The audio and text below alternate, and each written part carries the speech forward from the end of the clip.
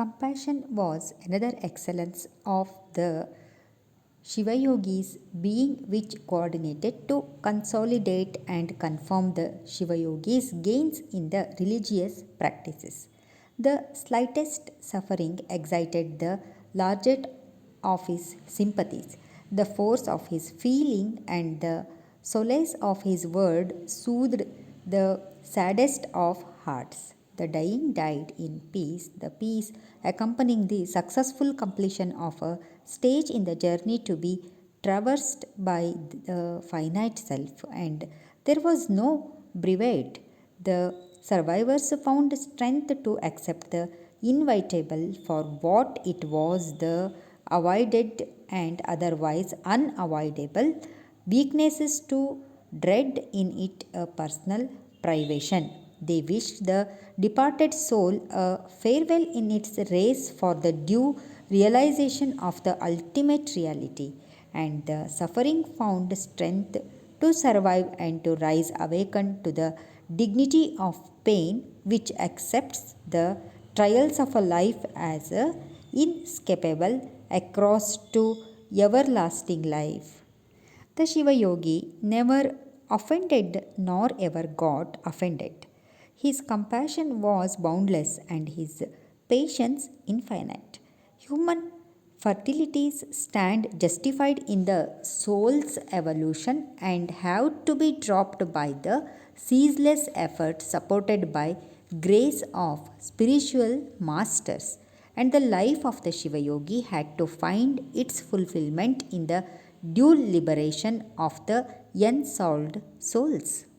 Sri Murughendraja Shivayogi was a living embodiment of a spirit and the saying of Basava, a religious luminary of the 12th century, who gave Veerashaivism a new oration, who freed it from paralyzing paraphernalia of rites and rituals, and who lent it the substance of a living religion. A religion to live well here, to live there forever.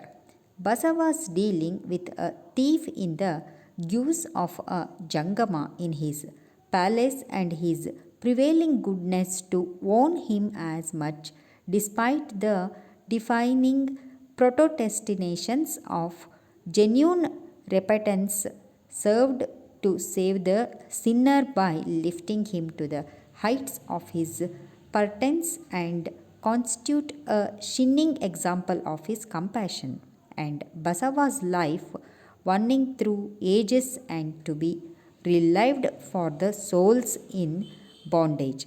The life of Sri MurughendraShivayogi served the desideratum, and the Shiva Yogi's compassion was refreshing round of Basava's compassion, pouring as the gentle rain to the sweeten the spiritualizing bitterness of life.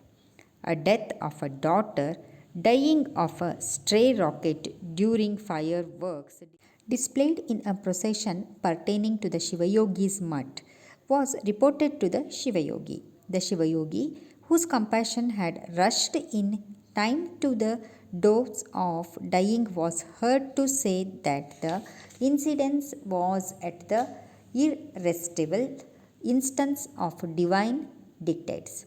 Sure enough, the dying was later learned to have succumbed with her lips smiling welcome to the inevitable.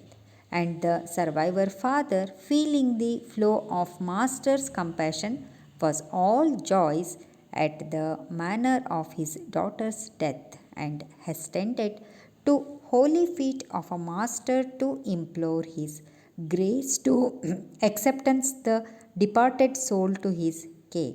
A chorus in praiseful recognition of a divine determinism directing the destinies of individual souls was sung led by the Shiva Yogi. The music of the chorus still lingers in our midst, though it is no longer heard. Similar instances of his compassion constituting a happy heaven of a solace to the suffering and a house, converting correction to the sinner, made the Shiva Yogi the life and soul of the divine game for the liberation of the unsolved souls. Self reliance was another mainstay that supported the Shiva Yogi's religious life. Self reliance for life's success, even in terms of material gains, is an indispensable requisite. It leads to the seeking and the realizing of innate strength, otherwise, running the way of waste to subject one to foregoing one's due share of life's precious prizes. And independence damns the decadence of the supreme spirit of labor to be delivered of goods to self and the world. Dependence is a degrading deviation of pious path of duty to self and surroundings, immediate and remote. At it lags behind in the human race for material acquisitions and later dashes headlong to failure in the struggle for survival.